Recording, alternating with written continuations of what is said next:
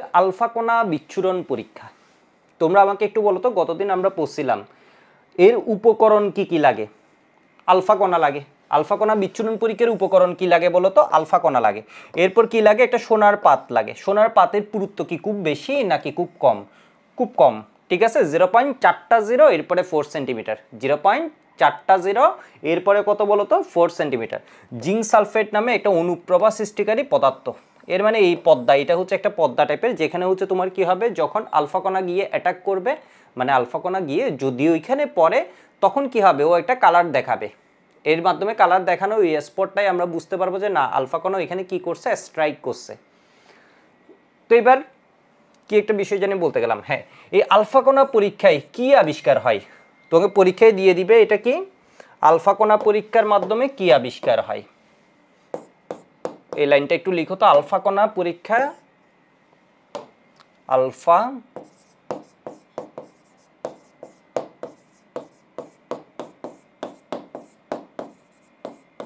পরীক্ষায় কি আবিষ্কার হয়? পরমাণু আবিষ্কার হয়, ইলেকট্রন আবিষ্কার হয়, নিউক্লিয়াস আবিষ্কার হয়, না ধরো আর কিছু একটা আবিষ্কার হয়, নিউট্রন আবিষ্কার, কি আবিষ্কার হয়?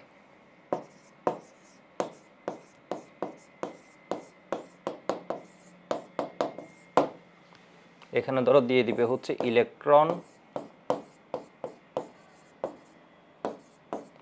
Proton, neutron, nucleus. তাহলে এটার উত্তর কি বলতো? এটার উত্তর হচ্ছে নিউক্লিয়াস। আলফা কণা পরীক্ষায় কি আবিষ্কার হয়? নিউক্লিয়াস আবিষ্কার হয়। ওকে, গুড। আমরা একদম ধাপে ধাপে আগাবো, খুব বেশি টাইমও নিব না, এমন না যে অনেক বেশি টাইম কিল করবো, তাও না, বাট আমরা হচ্ছে পড়া মোটামুটি মেইন স্টেপ ধরেই আগাবো। তো এবার দেখো, পরীক্ষায় একটা কোয়েশ্চেন আসবে, আলফা কণা কি? আলফা কণা বিচ্ছুরণ পরীক্ষায় একদম ফার্স্ট যে জিনিসটাকে লাগে এটা হচ্ছে কি, আলফা কণা। আলফা কণা কি এটুকু লিখে নিছো মনে হয়। ফার্স্ট যে বিষয়টা আসবে এটা হচ্ছে কি, আলফা কণা কি। খাতায় সুন্দরভাবে লিখবা, যারা ক্লাসগুলো করবা, তাহলে দেখবো হচ্ছে অনেক একদম এইগুলো পড়ে চলে যেতে পারবে। আলফা কণা কি?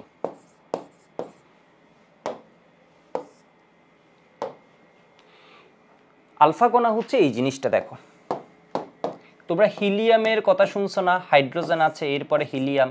হিলিয়ামের প্রোটন সংখ্যা কত? 2। ভর সংখ্যা কত? 4। আর যদি দুইটা ইলেকট্রন আমরা সরাই নিই, যেটা পাই, যে জিনিসটা পাই, ওইটাকে আমরা বলছি হচ্ছে কি, আলফা কণা। তাহলে আলফা কণার ডেফিনেশন কি হবে? হিলিয়াম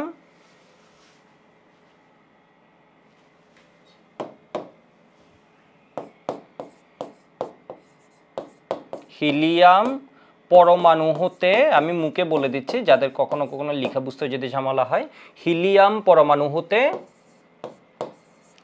দুইটি ইলেকট্রন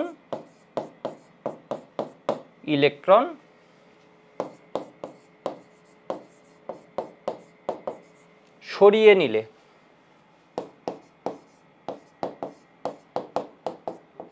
এটা হচ্ছে 1 নম্বরের কোয়েশ্চেন আসবে, সরিয়ে নিলে যে দ্বিধনাত্মক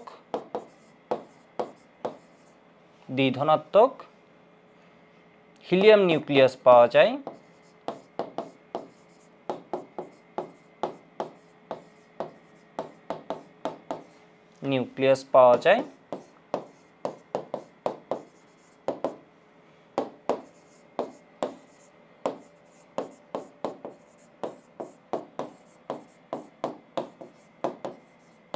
আলফা কণা বলে।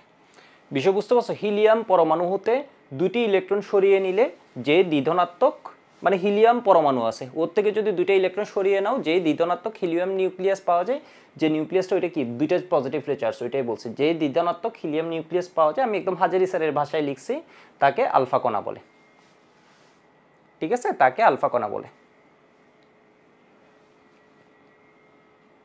এটুকু একটু লিখে রাখো, হিলিয়াম পরমাণু হতে দুটি ইলেকট্রন সরিয়ে নিলে, আমি আর একটু টাইম দিচ্ছি, হিলিয়াম পরমাণু হতে দুটি ইলেকট্রন সরিয়ে নিলে যে দ্বিধনাত্মক হিলিয়াম নিউক্লিয়াস পাওয়া যায়, তাকে আলফা কণা বলে। তোমাদের কলেজের প্রথম যে পরীক্ষাগুলো আসবে এগুলোতে দেখবে এটা দিয়ে দিবে। বিষয় বুঝছো? কলেজের পরীক্ষায় দেখবে এটা আসবে, বোর্ড পরীক্ষায় এটা আসবে। এবার আমি একটু বিষয়টা আরেকটু তোমাদের কি বলা যায় আরেকটু বেটার আন্ডারস্ট্যান্ডিংয়ের জন্য আমি একটু এভাবে দেখাই জিনিসটা।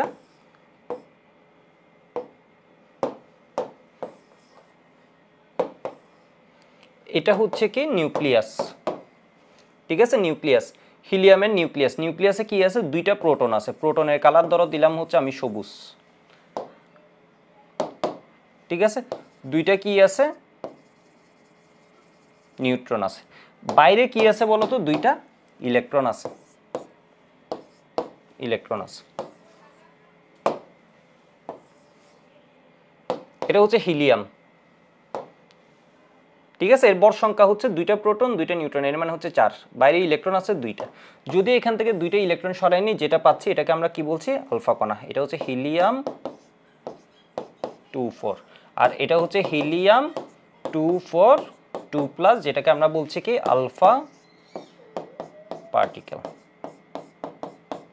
ঠিক আছে? আশা করি বিষয়টা আরেকটু ভালো ধরা গেছে। Alpha particle.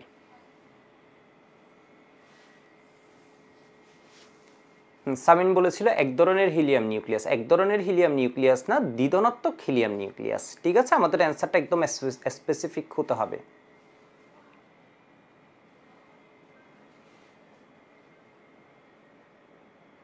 হাবিব ওয়াই বলেছে, নিশ ওয়াই বলেছে। ওকে, গুড। আমরা পরের ধাপে যাই, আমরা পরের স্টেপে যাই। এবার বিষয় হচ্ছে আলফা কণার জন্ম হয় কিভাবে? আলফা কণার জন্ম কিভাবে, মানে এই আসছে কই থেকে? এর তো বললাম এমনি এসে গেল, তার তো হয় না, ঠিক আছে? আলফা কণার জন্ম হয় কিভাবে?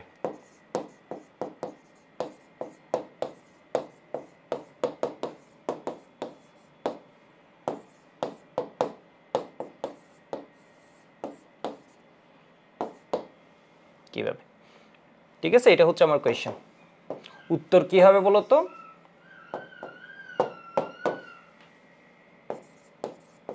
অ্যান্সার তেজস্ক্রিয় মৌল হতে। তোমরা এরকম শব্দ শুনছো না? তেজস্ক্রিয় মৌল নামে কিছু জিনিস, রেডিও অ্যাক্টিভ এলিমেন্ট, তেজস্ক্রিয় মৌল হতে। আমি শুরুতে অনেক লেখাবো, এর কারণ হচ্ছে একবার আমি যখন বলছি তখন কথাগুলো তোমার মাথায় যাচ্ছে, আবার যখন লিখছো জিনিসটা হচ্ছে কি হচ্ছে বলো তো? তোমার মাথায় আরও ভালোভাবে থাকবে, ঠিক আছে? আর খুব সুন্দরভাবে লিখবে। তেজস্ক্রিয় মৌল হতে, যেমন তোমরা ওই যে হিলিয়াম, নিয়ন, আর্গন, ক্রিপ্টন, জেনন, রেডন, রেডনের কথা শুনছো না? নিষ্ক্রিয় গ্যাসের মধ্যে। এর জন্ম হয় কোথা থেকে? রেডিয়াম হতে। কিভাবে জানো? এই যে দেখো, রেডিয়াম হতে, রেডিয়াম হতে এ হচ্ছে কত তোমার? 88,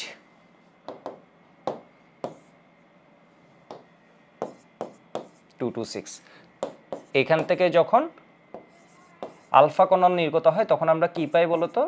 রেডন পাই। এখানে কি গেছে? আলফা পার্টিকেল, ঠিক আছে? এই জিনিসটা কি হয়েছে? Alpha particle. এটা হচ্ছে কি? আলফা কণা। এরপর ইউরেনিয়াম থেকে আলফা কণা, আরও বেশ কিছু এলিমেন্ট আছে, তেজস্ক্রিয় মৌল আছে, যেখান থেকে আমরা কি দেখি? স্বতঃস্ফূর্তভাবে আলফা কণা নির্গত হয়।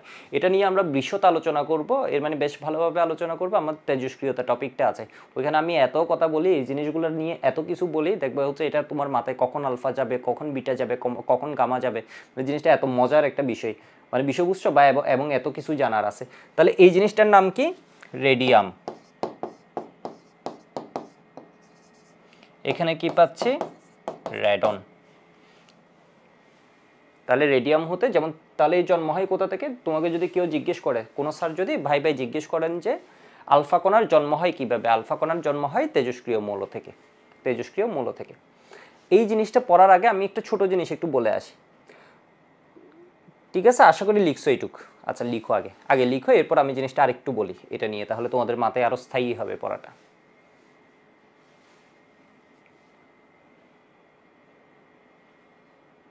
আমার চেষ্টা থাকবে খুব কম সময়ে কাভার করা, ঠিক আছে? খুব বেশি সময় নিব না আমি। শেষ মনে হয়। দেখো, আমরা রিঅ্যাকশন যে পড়ি, রিঅ্যাকশনের মধ্যে আমি তোমাদের মূলত দুইটা ভাগ এখানে দেখাচ্ছি। এই কথাটা এখানে খুব উপযোগী। এই যে দেখো,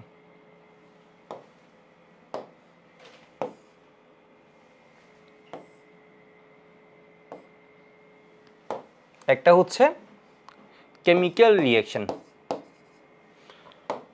এটা হচ্ছে রাসায়নিক বিক্রিয়া, মানে কি বলা যায় এটাকে বাংলায়, কেমিক্যাল রিঅ্যাকশন তো রাসায়নিক বিক্রিয়া লিখলাম, যাও বিক্রিয়া। আরেকটা হচ্ছে নিউক্লিয় বিক্রিয়া, নিউক্লিয় বিক্রিয়া, কেমিক্যাল রিঅ্যাকশন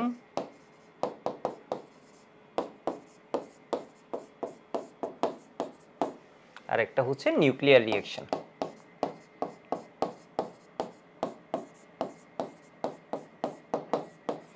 আমি যখন স্কুলে ছিলাম তখন হচ্ছে আমাদের কলেজে এটা আর কি খুব বেশি কখনো প্র্যাকটিক্যাল করা লাগে না, দুইটা প্র্যাকটিক্যাল নিয়ে দেখাইছে খুব মজার মজার। একটা ছিল হচ্ছে কি কোনো একটা পাত্রে তোমার সোডিয়াম ক্লোরাইড ছিল, এর মধ্যে কি করছে সিলভার নাইট্রেট ঢেলে দিছে, সাথে সাথে আমরা দেখলাম হচ্ছে এই পাত্রের মধ্যে কি পড়ছে সাদা পদক্ষেপ পড়ছে। বিষয়বস্তু আমরা তো খুব খুশি, মানে খুব একটা কেমিক্যাল যে একটা চেঞ্জ আসছে এটার জন্য আমরা মোটামুটি ভালোই খুশি ছিলাম। তো এটা কি হচ্ছে sodium chloride plus silver nitrate. দ্রব্যটার টপিকে গেলে আমরা এটা নিয়ে জানবো আসলে কেন পদক্ষেপ পড়ছিল।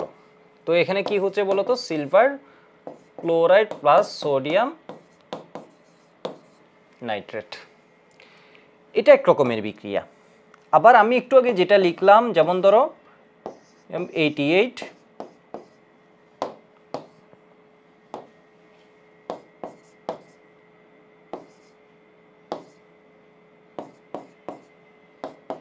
এখানে কি হচ্ছে আলফা, আলফা কণা নির্গত হলে রেডিয়াম হতে কিসে পরিণত হয় রেডন।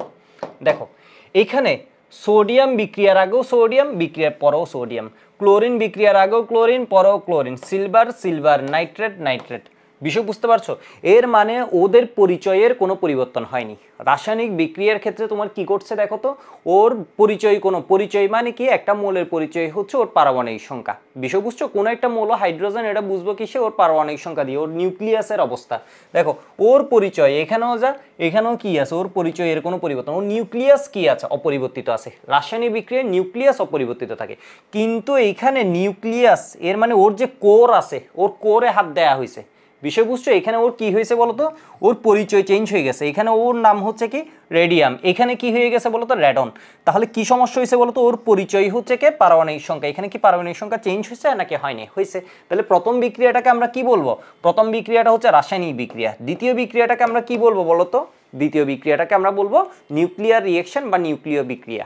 আশা করি বুঝতে পারছো, ঠিক আছে? নিউক্লিয় বিক্রিয়ায় কিসের পরিবর্তন হয়, এই নিউক্লিয়ার বিক্রিয়ায় কিসের পরিবর্তন হয়, বেসিক ডিফারেন্স কি, নিউক্লিয় বিক্রিয়ায় নিউক্লিয়াসের পরিবর্তন হয়, আর এটাতে কি হয় না বলতো, নিউক্লিয়াসের পরিবর্তন হয় না। বিষয় বুঝছো? তাহলে নিউক্লিয় বিক্রিয়ায় কি হয়, নিউক্লিয়াসের পরিবর্তন হয়, আর এখানে নিউক্লিয়াসের পরিবর্তন হয় না।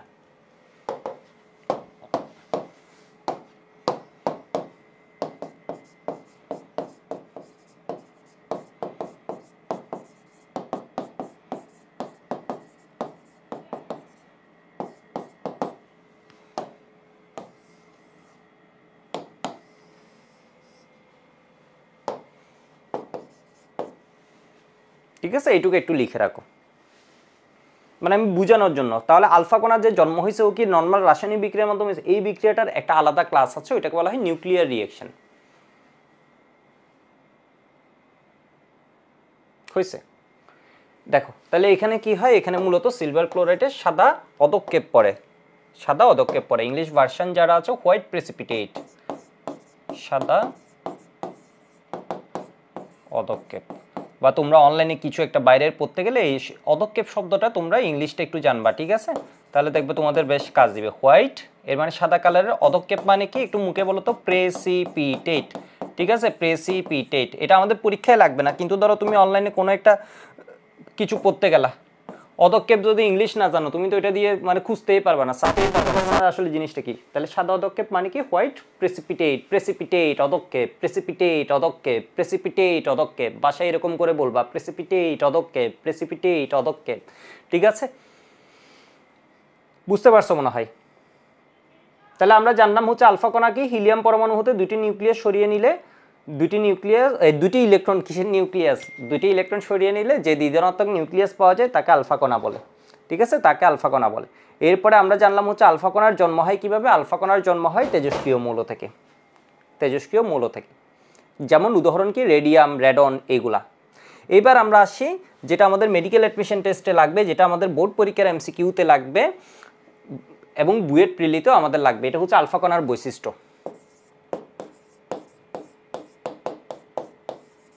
5 স্টার ফর এমসিকিউ।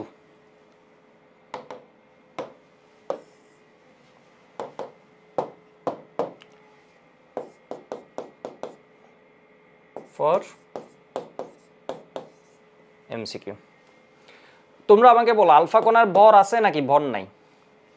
আলফা কণার কি ভর আছে নাকি ভর নাই, এটা আমাকে বলো। একদম বোকা যদি না হও, একদম বোকা, সবাই উত্তর দিবে, পরেও যখন ক্লাসটা করবে সবাই উত্তর দিবে আলফা কণার ভর আছে নাকি ভর নাই। আলফা কণার একদম বোকা না হলে সবাই বুঝবে যে আলফা কণার ভর আছে, তাই না? কারণ এটা হচ্ছে হিলিয়াম। হিলিয়াম কি ভর শূন্য কিছু? হিলিয়াম কি আলো বা এরকম কিছু? তাহলে এটা কি বলতো? হিলিয়াম। হিলিয়ামের ভর আছে। বিষয় বুঝতে পারছো? তাহলে আলফা কণার একটি আলফা কণার ভর,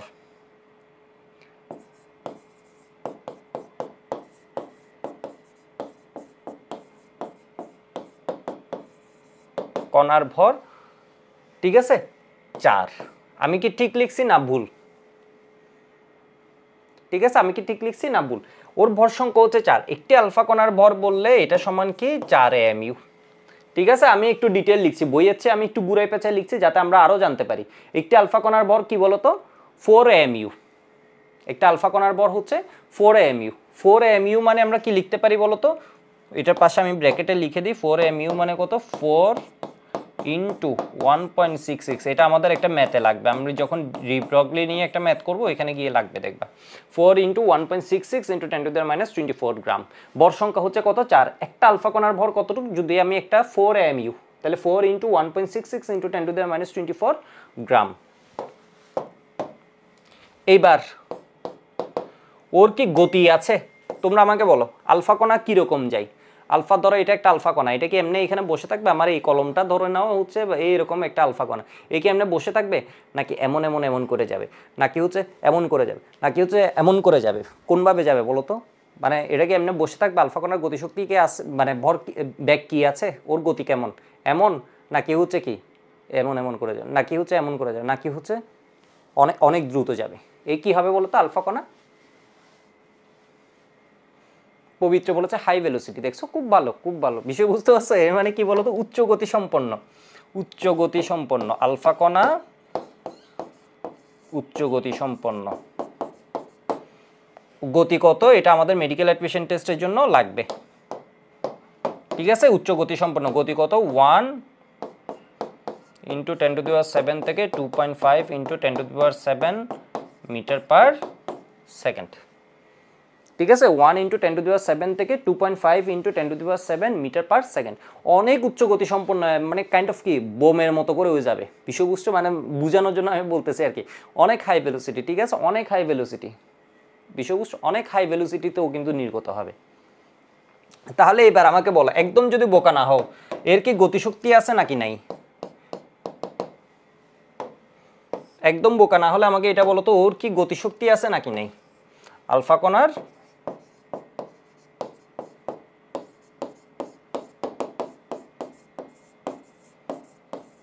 গতিশক্তি, গতিশক্তি সমান আমরা ছোটবেলা থেকে পড়ে আসছি কি বলতো? Half mv²। গতিশক্তি বিদ্যমান, ভরও আছে, ব্যাগও আছে, এর মানে গতিশক্তি আছে।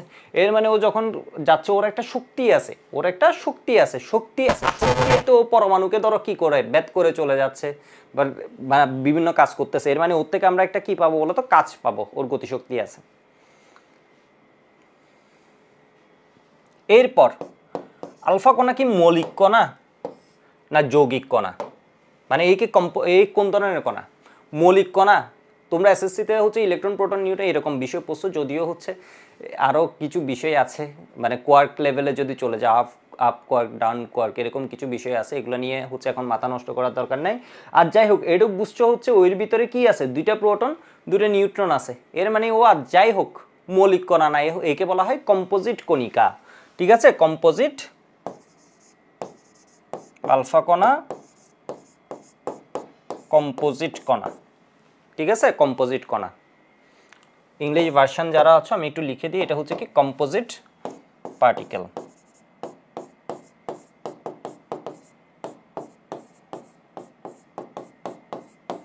ঠিক আছে, কম্পোজিট পার্টিকেল। এর ভিতর কি আছে? কম্পোজিট পার্টিকেল কেন? এর ভিতর কি আছে বলো তো? দুইটা প্রোটন, মানে আরো এলিমেন্টারি পার্টিকেল যেগুলো আছে এগুলো এর মধ্যে একাধিক বিদ্যমান। ঠিক আছে, যদিও এর পরও আরো ভাগ আছে।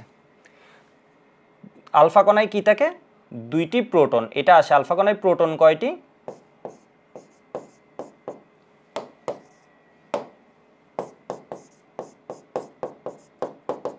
দুই। নিউট্রন কয়টি? নিউট্রন দুইটি। এটুকু একটু লিখে রাখো তো।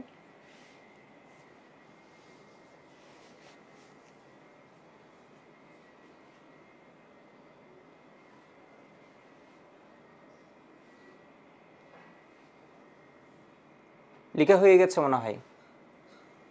তো রূপালী বলেছিল এটি মৌলিক, রূপালী বড়ুয়া ও বলেছিল এটি মৌলিক। তোমরা কিন্তু উত্তর দিবা, ভুল হোক, তোমরা তো এখন শিখছো তাই না, তুমি ভুল হোক, কিন্তু তুমি একটা কোয়েশ্চেনের যখন অ্যান্সার দিবা তখন কিন্তু তোমার কনফিডেন্স বাড়বে। কোনো জায়গায় ভুল করলো, তুমি এখানে সঠিক করলেও তোমাকে কেউ প্রাইজ দেবে না, ভুল করলেও হচ্ছে কি কেউ খারাপ কিছু বলবে না, কিন্তু ভুল করলেও তোমার কনফিডেন্সটা কিন্তু অনেক বাড়বে। তোমরা একদমই শিখতে আসছো। সুলতানা রাজিয়া আছে বলছি, ওকে গুড। এবার একটু দেখি আমরা আমাদের স্যারের বইয়ে কি বলছে। তাহলে এটা কি দেখো তো, বলছে হচ্ছে 1911 খ্রিস্টাব্দে রাদারফোর্ড আলফা কণা বিচ্ছুরণ পরীক্ষাটি করেন। এটা স্যারের বইয়ের মতামত অনুযায়ী মনে হয় 1908 1909 এর দিক থেকে শুরু হয়েছে। ঠিক আছে, যাই হোক এটা 1911 এইভাবে মনে রাখবা। একটু বড় করে দিই।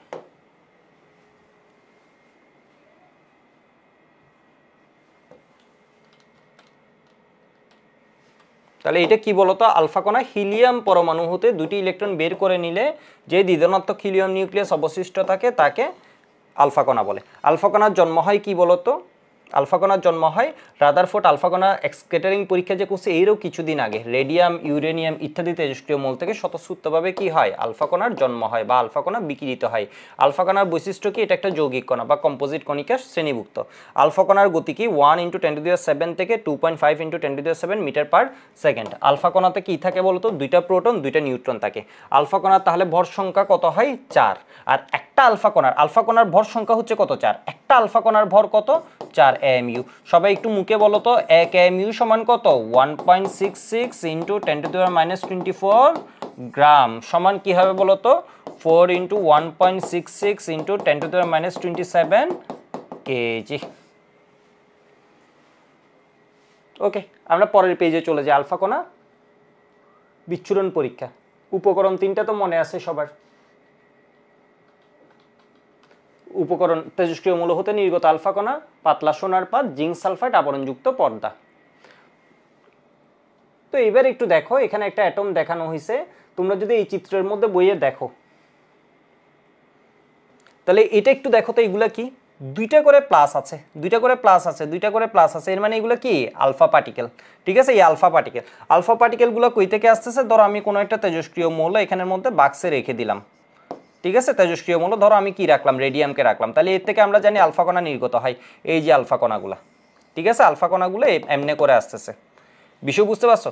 এই আলফা কণাগুলোকে আমি ধরো একটা পরমাণুর মধ্যে, এটা জাস্ট একটা পরমাণু এখানে দেখানো আছে, চেক করছে এটা কীরকম হয়। তো দেখলো হচ্ছে, দেখো তো, একটা, দুইটা, তিনটা, মানে ম্যাক্সিমামই কি হয়েছে? পিছনে গিয়ে এখানে স্টার চিহ্ন আছে। স্টার চিহ্ন দিয়ে কি বুঝেছে? ওই জায়গায় ও হিট করছে। এটা হচ্ছে কি? হিট করছে যে স্পটটা। বিষয় বুঝছো? হিটিং স্পট কোন জায়গায় ও হিট করছে। এরপর দেখো কিছু জিনিস কি হয়ে গেছে? বাঁকা হয়ে গেছে, তাই না? কিছু কি হয়ে গেছে? খুব সামান্য। সবচেয়ে বেশি 3টাই কি হয়েছে? সোজাসুজি চলে গেছে। কয়েকটা কি হয়েছে বলো তো? সামান্য বাঁকা হয়ে গেছে।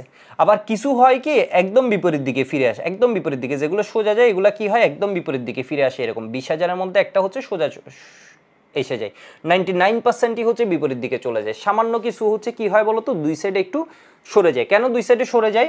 তোমরা একটু যদি মনোযোগ দিয়ে দেখো এখানে কি হচ্ছে, একটু যদি মনোযোগ দিয়ে দেখো এখানে কি হচ্ছে।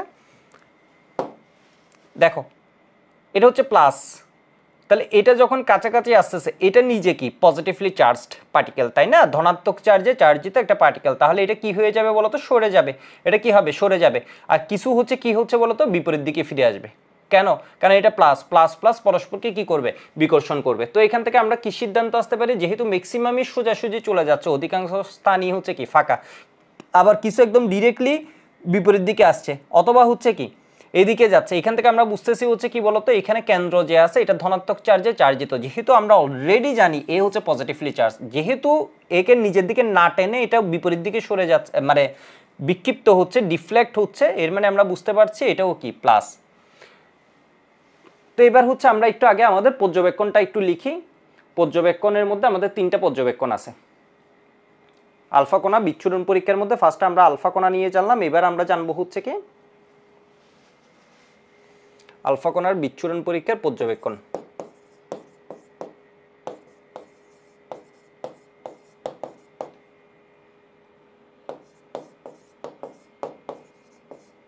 মানে অবজারভেশন কি কি? পর্যবেক্ষণ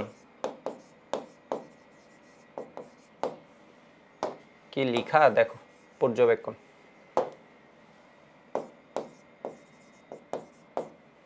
আমাদের এমসিকিউতে যেটা আসবে প্রায়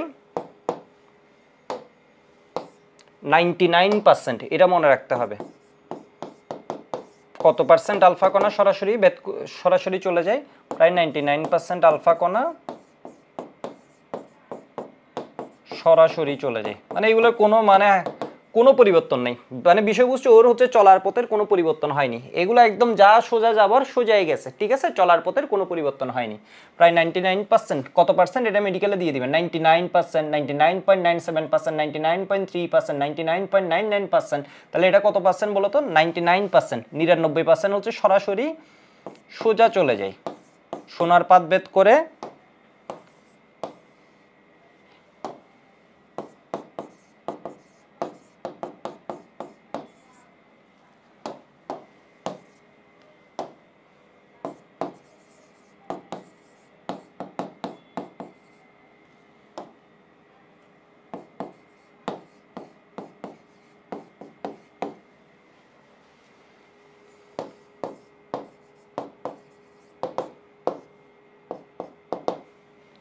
কিছু সংখ্যক আলফা কণা বিক্ষিপ্ত হয়।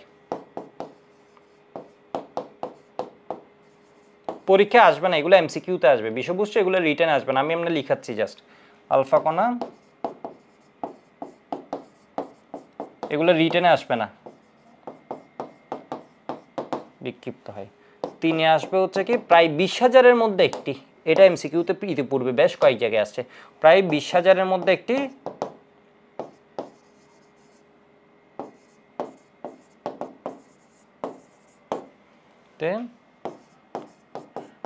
একটি সম্পূর্ণ বিপরীত দিকে ফিরে আসে। মানে বুঝছো, খুব কম সংখ্যক বিপরীত দিকে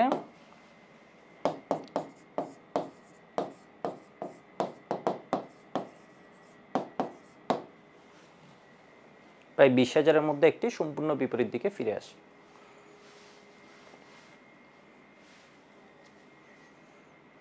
আচ্ছা, এই তোমার গোল্ড প্লেট যে আছে, গোল্ড ফয়েল যে আছে, ওইটার থিকনেস আমাকে জিজ্ঞেস করেছো 0.0004 সেন্টিমিটার কিনা। না, নতুন আপডেটেড বই অনুযায়ী এটা তোমাকে লিখতে হবে 0.40 এরপর 4 সেন্টিমিটার। আগের বইটাতেও কিন্তু 0.304 সেন্টিমিটার ছিল। ওকে, এটুকু বুঝছো মনে হয়। এটা হচ্ছে জাস্ট এমনি দেখাইছে, এই যে দেখো আমি তোমাদের একটা ওই যে সিমুলেশন দেখাই, তাহলে তোমরা হয়তো আর একটু ভালো বুঝতে পারবে। এগুলো ইউটিউবে অনেকগুলো ভিডিও আছে, চাইলে দেখতে পারবো 2-3 মিনিটের। দেখো এখানে হচ্ছে অনেকগুলো আছে, দেখছো? তোমরা যে বলছো এটা হচ্ছে গোল্ড ফয়েল, এই জায়গাটা কি বলো তো? গোল্ড ফয়েল, ঠিক আছে? এখানের মধ্যে কি আছে? আলফা, মানে তেজস্ক্রিয় এলিমেন্ট আছে, রেডিও অ্যাক্টিভ এলিমেন্ট আছে। তাহলে এখান থেকে কি হচ্ছে? Alpha particle. কেমন ভেলোসিটি বলো তো? হাই ভেলোসিটিতে বের হচ্ছে। এই যে দেখো, এটা হচ্ছে গোল্ড ফয়েল। এটা হচ্ছে জাস্ট একটা ডিটেক্টর অ্যানালাইজ করার জন্য। এখানে দেখো একটা পরমাণু না, অনেকগুলা। তাহলে ম্যাক্সিমাম কি হয় বলো তো? এমনে চলে আসবে। কিছু সংখ্যক মাঝে মধ্যে দেখবা হচ্ছে, এই দেখছো একটা হচ্ছে হুট করে কেমন জানি কি হলো, একটু এদিকে গেছে, বিপরীত দিকে আমরা মনে হয় চোখে এখনো পড়ে নাই যে যেটা একদম বিপরীত দিকে ফিরে যাচ্ছে। বিষয় বুঝছো, বিপরীত দিকে ফিরে যাচ্ছে এরকম মনে হয় আমাদের চোখে পড়েনি, কারণ 20,000-এর মধ্যে ধরো 20,000 আসলো আলফা কণা, এর মধ্যে একটা কি হবে বলো তো, বিপরীত দিকে যাবে। এই যে দেখছো মাঝে মধ্যে মনে হচ্ছে কই কই কই এই একটা, এই দুইটা বিষয় বুঝছো যেগুলো এই দেখছো, আরেকটা হচ্ছে হুট করে বাঁকা হয়েছে। এবার আমি একটা বিষয় বলি, আবার একটু বইয়ে যাই।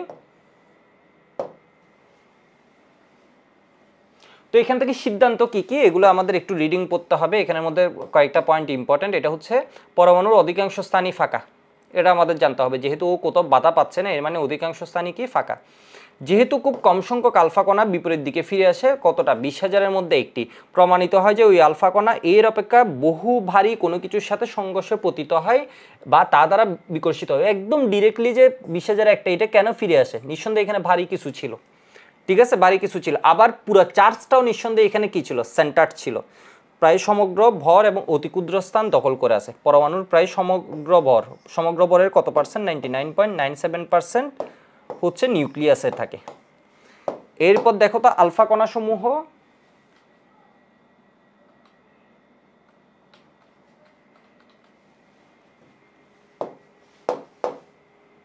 তো যায় না, কি হলো দেখো, এই পয়েন্টটা হচ্ছে আলফা কণাসমূহ ধনাত্মক ধনাত্মক চার্জযুক্ত এবং এই ক্ষেত্রে বিকর্ষিত হয়, সেহেতু পরমাণুর কেন্দ্রটিও ধনাত্মক চার্জযুক্ত। তিনি ভারী ও ধনাত্মক চার্জযুক্ত কেন্দ্রকে নিউক্লিয়াস নামকরণ করেন। তাহলে নিউক্লিয়াস নামকরণ কে করেন বলো তো? এটা হচ্ছে কে, রাদারফোর্ড।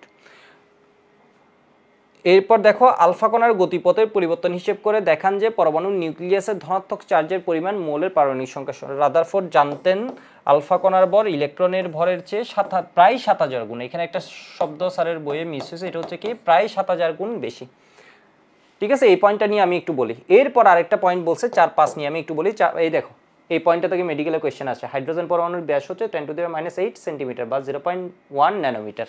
নিউক্লিয়াসের এর তুলনায়, ব্যাসের তুলনায় নিউক্লিয়াসের আকার খুবই ছোট। এই আকারগত সম্পর্ক হলেও পরমাণুটি এর নিউক্লিয়াস থেকে 10,000 থেকে 1 লক্ষ গুণ বড়। তাহলে আমি 4-5 নিয়ে একটু বলি।